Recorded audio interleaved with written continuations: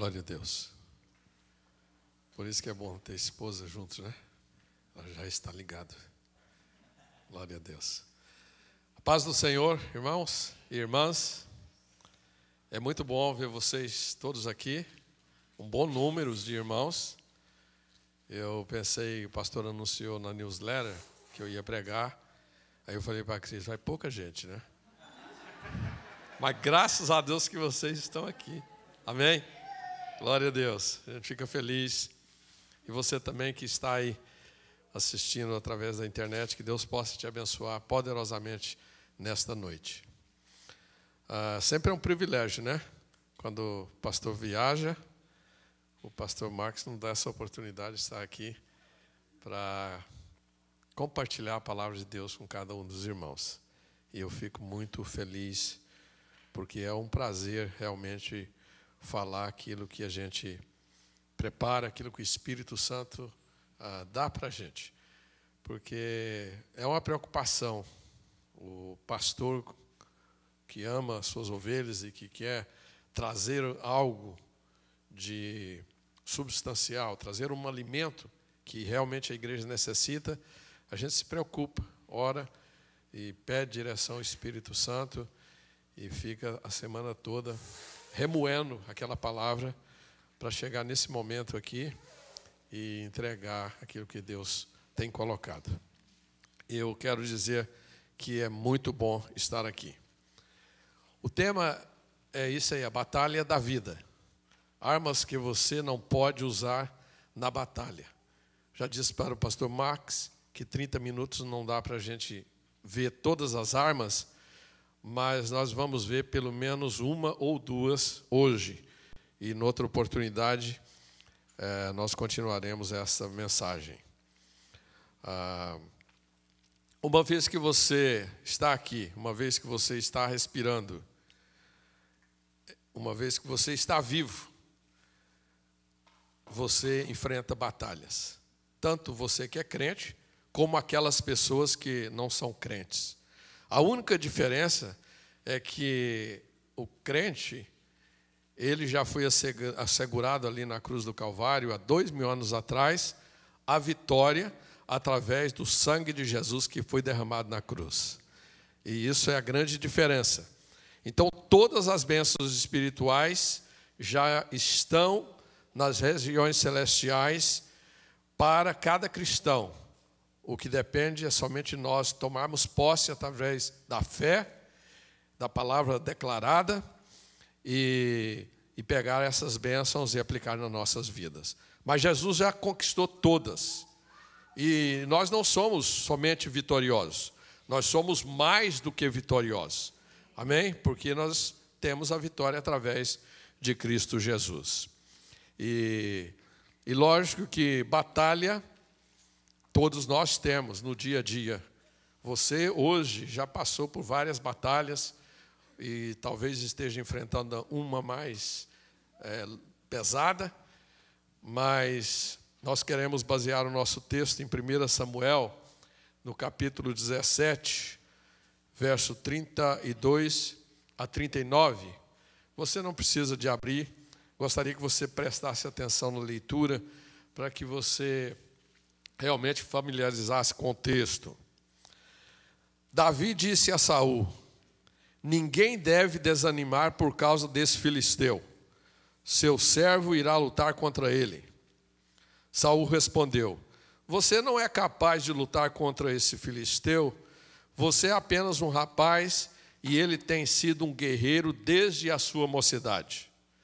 Mas Davi disse a Saul: seu servo toma conta de ovelhas de seu pai. Quando aparece um leão ou um urso e leva uma ovelha do rebanho, eu vou atrás dele, dou-lhe golpes e livro as ovelhas da sua boca. Quando ele se vira contra mim, eu pego na sua juba e lhe dou golpes até matá-lo. O seu servo matou tanto o leão como o urso. Este filisteu incircunciso será como um deles, porquanto afrontou os exércitos do Deus vivo. O Senhor, que me livrou das garras do leão e das garras do urso, me livrará das mãos deste filisteu. Diante disso, Saul disse a Davi: vai, e que o Senhor esteja contigo. Então Saul vestiu Davi em sua própria túnica, colocou-lhe uma armadura e lhe pôs um capacete de bronze na cabeça. Davi prendeu sua espada sobre a túnica e tentou andar, pois não estava acostumado com aquilo. Não consigo andar com isto, ele disse a Saul, porque eu não estou acostumado com isto. Então tirou tudo aquilo. Para dizer a verdade, a vida nossa é cheia de batalhas e não há novidade nisso. Todos nós enfrentamos batalha. E sabemos, e repetimos, que a batalha que o crente enfrenta, ela já foi ganha através do sangue de Jesus Cristo. O crente enfrenta a batalha, o não crente também enfrenta. Cada um enfrenta as lutas, mas muito melhor é nós enfrentarmos as lutas com Jesus do que sem Jesus. Amém?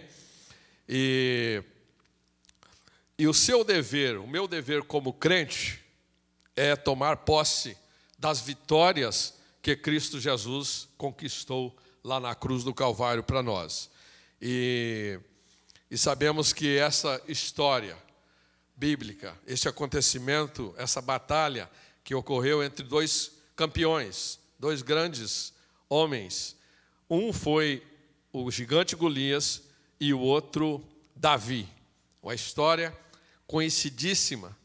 Todo crente que passou pela escola dominical quando criança nunca esquece, jamais esquecerá dessas histórias ou dessa história da luta do gigante Golias contra Davi.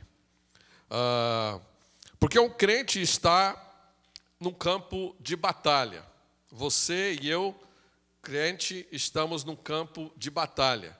Você não está no seu backyard, você não está num playground, você não está em outro lugar, você está num campo de batalha. E é um campo minado. O campo de batalha é um campo que você pode esperar qualquer ataque do inimigo a qualquer momento e a qualquer hora. Nós lutamos contra Satanás, nós lutamos contra o pecado, nós lutamos contra o mundo e lutamos também contra a nossa carne, contra o eu. E a nossa luta é constante para servir a Deus e para viver uma vida digna na presença de Deus. Quantos podem dizer amém? Glória a Deus.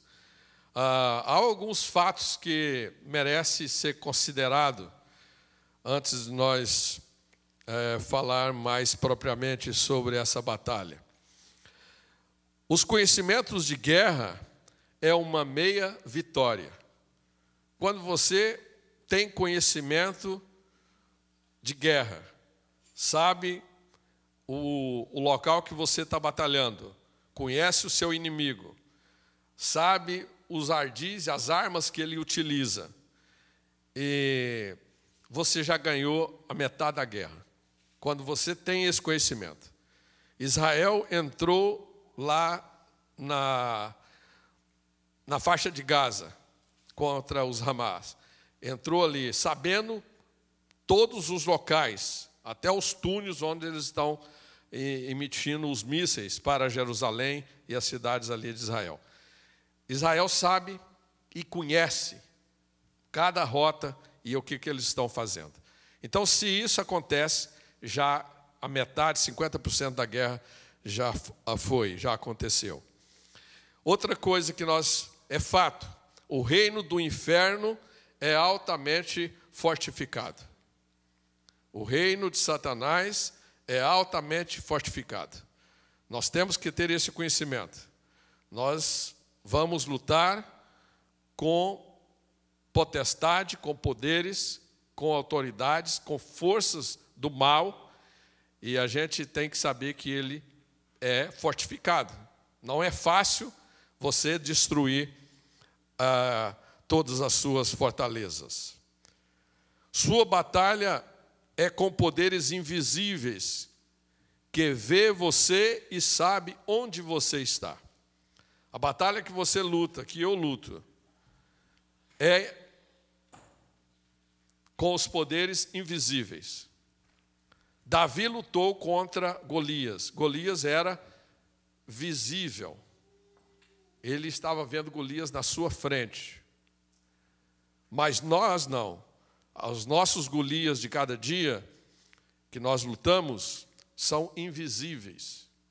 Alguns podem ser visíveis, mas no âmbito espiritual eles são invisíveis, e ele vê você, sabe o que você está fazendo e aonde você está. Então, isso é fato. O inimigo alimenta também os seus campeões. O inimigo, ele tem as suas estratégias e ele dá orientação e alimenta os seus campeões para fortalecer na sua guerra também contra cada cristão. E nós sabemos que o anjo do Senhor acampa ao redor daqueles que o temem, mas o diabo, ele está em derredor buscando a quem possa tragar. É um inimigo traiçoeiro, ardiloso e perigoso. A menos que você provocou a situação, você não pode reagir de forma negativa.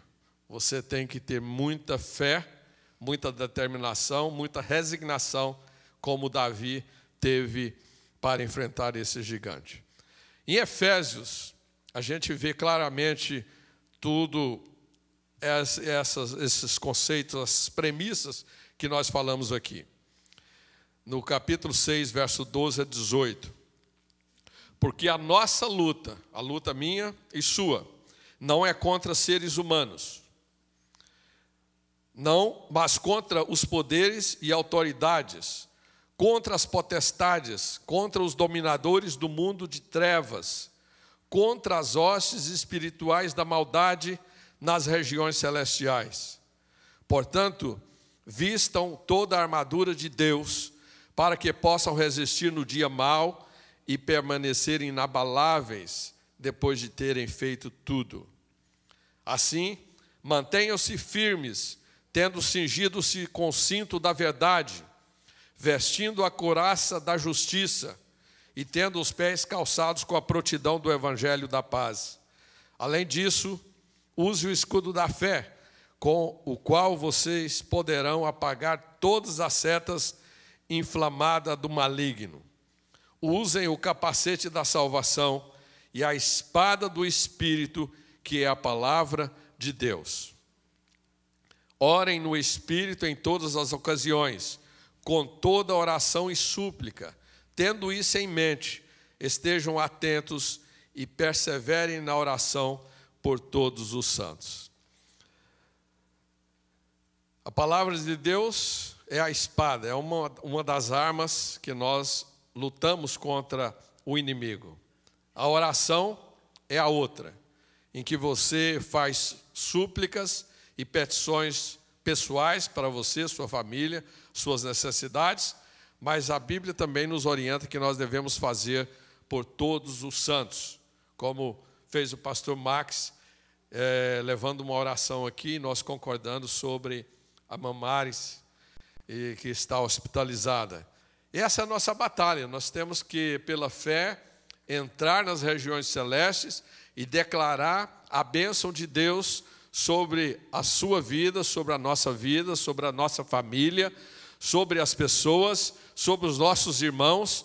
A nossa luta não é contra o nosso irmão, aquele que está sentado ao seu lado. A nossa luta é contra os poderes nos ares, as potestades, o inimigo que é invisível, mas está vendo o que você faz, está vendo aonde você está e sabe a sua posição. Então, nós temos que utilizar todas essas armas que foram disponibilizadas por Deus para que a gente possa ser vitorioso. Usar tudo e ficar, como diz o verso 13, permanecer inabalável depois que fizermos tudo isso? Fizermos o quê? Utilizar as armaduras que o apóstolo está dando a orientação e também se posicionar na posição de Deus. Esse texto que nós lemos sobre a luta de Golias contra Davi, nós sabemos que foi uma luta desigual em ambos os aspectos. No aspecto físico, se olhamos com os olhos naturais, coitadinho de Davi, né? Vai ser esmagado pelo gigante Golias. Mas pelos olhos espirituais, Davi foi vitorioso e seria vitorioso porque ele não estava confiando nas armaduras que Saul colocou nele e nem nas suas fundas ou pedra que ele iria tirar, mas ele estava confiando no Senhor dos Exércitos. Ele estava confiando em Deus. Essa é a grande diferença do vitorioso para o derrotado. O derrotado confia no político, confia nas suas próprias forças, confia no dinheiro que está na poupança, confia nos seus bens que está no Brasil, mas o vitorioso confia somente no Senhor Jesus. Deposita total confiança no Senhor Jesus. E essa é a nossa vitória. Mas nós vemos aqui nesse texto a crítica a Davi e a maneira como ele lidou com essa crítica. Porque, primeiro, ele foi para quem? Ele foi para o rei Saul, né? Porque o rei Saul tinha dito e prometeu presentes, até a filha, daria a filha em casamento também, para quem derrotasse esse Golias. E Davi se apresentou perante o rei Saul. Falou, eu vou lutar contra esse incircunciso que está afrontando Israel. E a primeira coisa que Saul falou para ele foi, você não é capaz de lutar contra esse filisteu. Já jogou ele para baixo. Você é incapacitado, você não tem capacidade de lutar contra esse filisteu. E para que você vem aqui perder o meu tempo? Não é dessa forma. Eu posso te provar com as experiências passadas que eu tive com Deus, que eu sou capaz. E aí ele explica, né, que matou o urso, matou o leão, mas o mesmo Deus que me deu força, ele não se aferrou na sua habilidade e na sua capacidade de matar o urso e o leão. Ele deu crédito a Deus. Ele falou, o mesmo Deus que me ajudou a matar o leão e o urso, vai ser o mesmo Deus que vai me ajudar a matar e cortar a cabeça desse incircunciso filisteu. Então, a crítica veio, mas como que ele lidou? Ele lidou com determinação, com fé e com resignação, mostrando fatos. E é o que o Salmo 103 diz para nós. Bendiz a minha alma ao Senhor, e tudo o que há em mim, bendiga o seu santo nome. E não esqueça de nenhum dos seus benefícios. Por quê? Porque do momento que se você já passou por uma situação, e aquela situação se repete, você vai dizer para aquela situação a mesma coisa que você disse na passada. Montanha, você não vai permanecer na minha frente, você vai ser transportado agora lá para o mar, em nome de Jesus. Você vai sair da minha frente, em nome de Jesus. Você vai ser derrotado em nome de Jesus. Em nome de Jesus eu declaro a vitória na minha vida. Assim como Deus me livrou no passado, Ele vai me livrar hoje também. Amém? Assim como Deus curou uma dor de cabeça sua, Ele cura um câncer também. Da mesma forma que Deus tira um tumor que está dentro de você, Ele tira o outro que aparece no cérebro. Enfim, Deus é tremendo. E Ele quer que a gente tenha uma atitude como Davi teve, lidando com a crítica dessa forma. Não se sinta incapaz, sinta capaz, mas se referindo às coisas de Deus e na dependência de Deus, como Davi ficou. Nós vemos a apresentação de Davi para o rei Saul, e é essa maneira como que ele se apresentou perante o rei Saul, com fé, com determinação, com resignação e com autoridade, confiante na vitória. Nós vemos o testemunho de Davi diante de Saul. Essa história é um grande exemplo de que Deus pode usar aqueles que estão disponíveis e creem no amor e na fidelidade de Deus. Deus pode usar aqueles que estão disponíveis. Se você se disponibiliza, né, e chega perante Deus e diz: ó Deus, eu quero trabalhar para Ti, fazer esse trabalho. No momento que você se disponibiliza, Deus vai derramar as graças e as bênçãos sobre a sua vida de uma forma que você não imagina, porque Deus é fiel. Nós só temos que disponibilizar e Ele nos capacita. Só temos que crer e Ele faz o milagre. Amém? Nós vemos o testemunho de Davi diante de Saul. Nesta batalha, certas coisas não são necessárias ou necessário.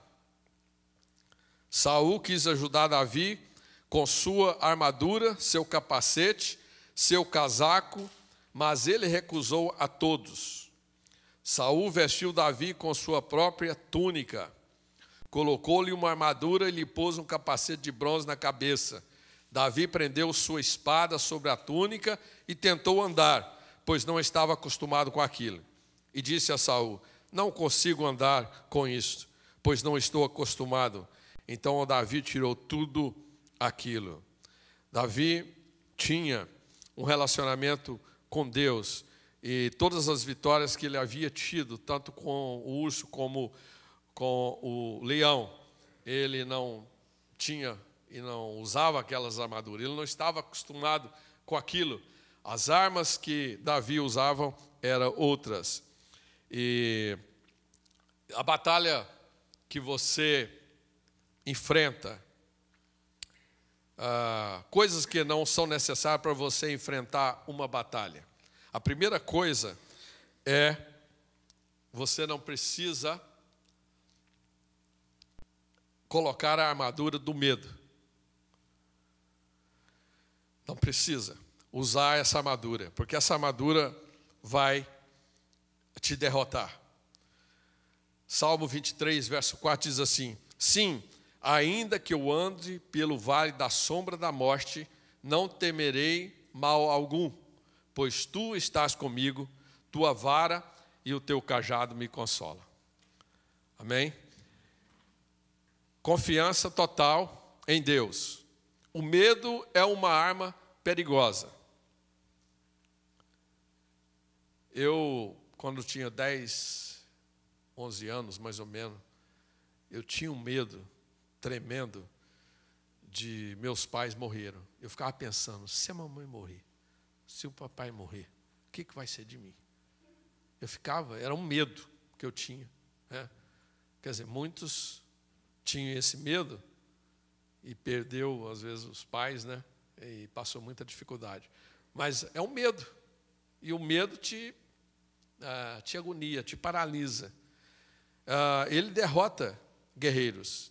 Este é um dos produtos vendáveis do inimigo. O medo é um espírito. O apóstolo Paulo diz que Deus não nos deu o espírito de medo, de covardia. Deus nos deu um espírito de ousadia, de fé, de resignação, de coragem. Então, é o espírito, é a ausência de fé. Quanto mais alta é a sua fé, mais baixo é o seu medo. Quanto mais alto é o seu medo, mais baixo é a sua fé. Então nós temos que eliminar o medo da nossa vida, porque ele nos paralisa, ele nos enfraquece e ele destrói a nossa vida. Esta foi a primeira oferta de Golias para a nação de Israel. Golias se tornou um gigante. E Saul, que era o homem mais alto de Israel, tornou-se um anão. Ficou pequenininho. Por quê? Porque o medo tomou conta dele. E aparecia o gigante Golias perante a nação de Israel. E quando ele aparecia, a Bíblia fala que todos tremiam. Israel queria sumir do mapa, queria correr. Por quê? Por causa do medo. Então ele afrontava, Golias afrontava. E o medo é isso, Satanás quer que nos afronta, ele quer usar essa técnica do medo para nos paralisar e para nos deixar numa situação difícil e para nós não conseguirmos agarrar a nossa bênção. Porque do momento que nós estamos com medo, nós estamos paralisados. A gente não avança, não vai para frente. O medo é um estado terrível, né? Porque ele deixa a gente paralisado. Filipenses 2:22 fala que é um sentimento de ansiedade. Não andem ansioso por coisa alguma, mas em tudo, pela oração e súplica, e com ação de graças, apresente suas petições a Deus. Provérbios 12:25 fala: o coração ansioso deprime o homem, mas uma palavra bondosa o anima. O coração que está ocioso está deprimido, está em depressão. E isso é um mal tremendo. A pessoa, quando está deprimida, quer fazer o quê? É trancar num quarto, ficar, não ver ninguém, não quer fazer nada. É uma pessoa totalmente apática. Então, o medo é um sentimento de ansiedade, mas também é um sentimento de inquietação. E Jesus fala: não ande inquietos com a sua própria vida, quanto ao que comer ou beber, nem com o seu próprio corpo, quanto ao vestir. Talvez você está com medo porque os seus clientes viajaram e o dinheiro minguou, né? Você fala: como eu vou pagar o aluguel no final do mês? Não, confia no Senhor Jesus. Não fique ansioso no que vai acontecer amanhã. Deus vai prover para você o alimento, o dinheiro, a roupa, a vestimenta, tudo que você precisa para amanhã. Então não se preocupe. O medo é uma emoção angustiante, despertado pelo perigo iminente, o mal ou a dor.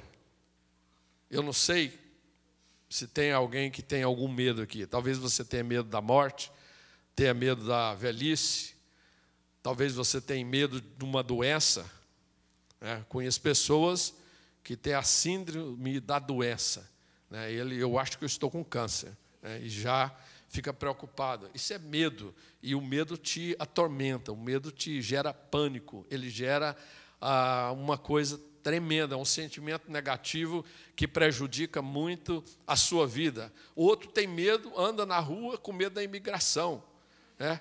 Confia no Senhor Jesus, confia em Deus. Não precisa você ter medo de nada nessa vida, porque maior é o que está conosco, o Senhor Jesus, o Deus de Israel, o Senhor dos exércitos, que derrotou Golias, vai derrotar todos os gigantes que aparecer na sua vida. Amém? Pânico, alarme, assombro, intimidação, preocupação. A Cris quase todo dia fala com o seu pai, com a sua mãe, pelo Facebook, e ali o pai dela teve um momento que estava com pânico, né? E o mesmo sintoma que uma vez deu na mãe dela. E é um sintoma terrível, o sistema do pânico, né? Tem crente aqui que já teve isso. É terrível. Então, nós não podemos ter esse tipo de coisa. Nós temos que ser libertos do medo, desse espírito maligno que atormenta a vida de muitos crentes. Você tem que declarar, você tem que tomar posse da vitória. Falar: eu sou não só vitorioso, eu sou mais do que vitorioso em Cristo Jesus, que nos deu a vitória na cruz do Calvário. Amém? Mais 3 minutinhos. Abraão, quando ele chegou na terra de Gerar, ele teve medo. Ele teve medo do rei Abimeleque. Ele não conhecia aquele povo e ele falou: a minha mulher é muito bonita e se eu falar que ela é minha esposa, eles vão me matar para ficar com ela. E ele não contou, não falou. E veio uma maldição sobre o povo e o Abimeleque confrontou Abraão. E a resposta de Abraão, verso Gênesis 20, 11. Abraão respondeu a Abimeleque: eu disse a mim mesmo, certamente ninguém teme a Deus nesse lugar e irão matar-me por causa de minha mulher. Abraão, o pai da fé, teve medo. Se teve recurso para Abraão, tem para nós também, né? Nós temos como sair. E a beleza da Bíblia é exatamente essa. Ela narra, não é o programa político, né, que só narra as partes positivas do que foi feito. Mas a Bíblia também narra as negativas do seu povo. E a gente vê falhas em cada um, assim como nós temos as nossas falhas.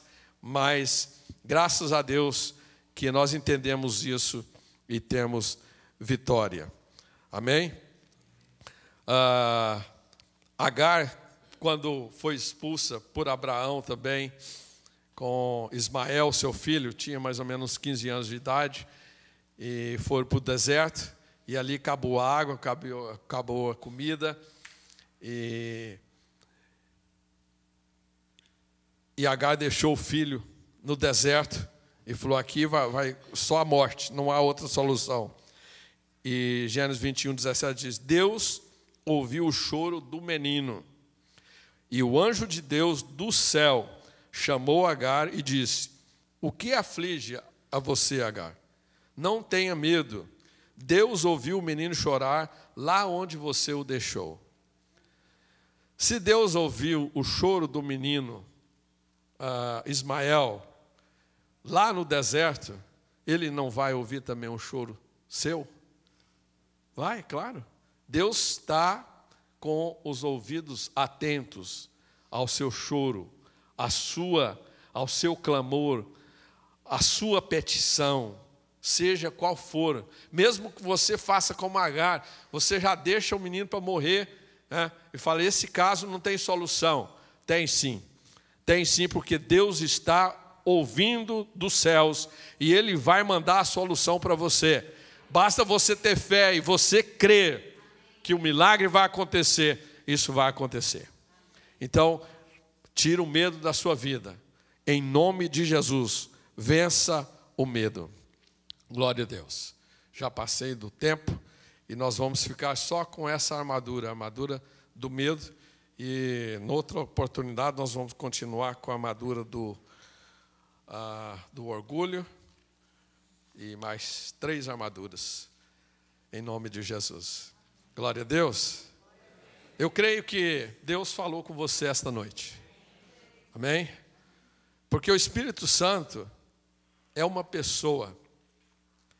E eu falei com ele hoje. Uma palavra, uma frase que eu vou dizer hoje, eu quero que o Senhor mude a história, mude a vida de alguém hoje. Essa foi a minha oração, meu pedido.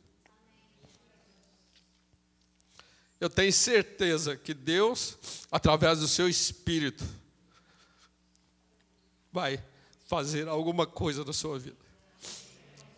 Tome posse pela fé, em nome de Jesus, e declare a bênção do Senhor. Feche seus olhos. Pai querido, nós oramos agora, Senhor, no Teu nome. Nós falamos agora como Davi.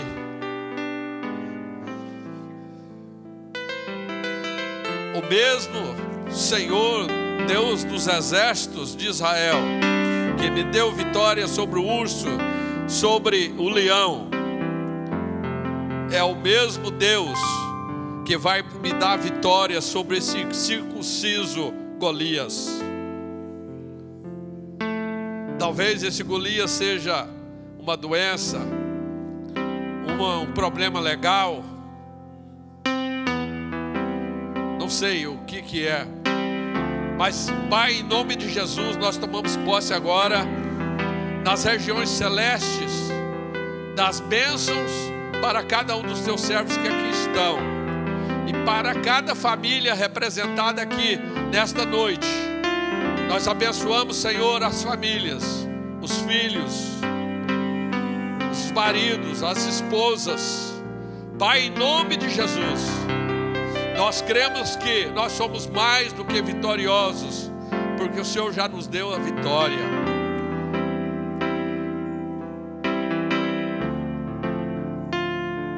Nós te pedimos, Pai, em nome de Jesus.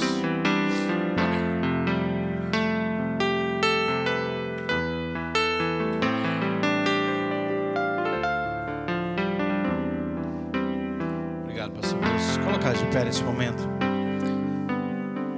meditando em como terminar essa mensagem, eu pensava numa ilustração que eu vi num livro de Max Lucado. Max Lucado disse que certa ocasião estava chovendo muitos trovões, uma ventania terrível, e a filha dele começou a chorar muito alto. Ela era pequenininha na ocasião,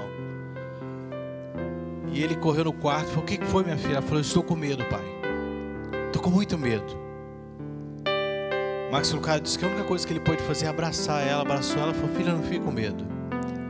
E ele abraçar a filha dele, ele sentiu que ela ficou calma, parou de chorar.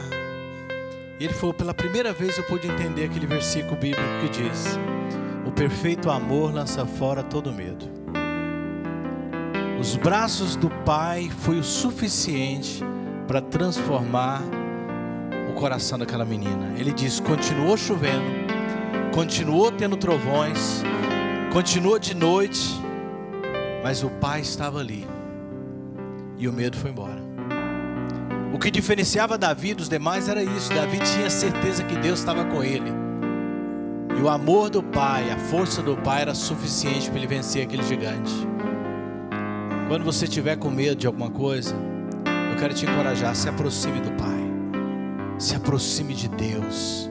Deixa Deus te carregar. Quando você tiver medo, como disse o pastor Mills, da imigração, da doença, seja o que for, talvez é hora de você se atirar nos braços do Pai e perceber que talvez nem tudo vai mudar imediatamente, mas o conforto, a segurança do Pai vai te lançar fora todo medo. E eu queria abrir esse altar para isso, para você se sentir amado por Deus, para você sentir que Deus está contigo. Davi disse: o Senhor dos exércitos irá vencer esse inimigo.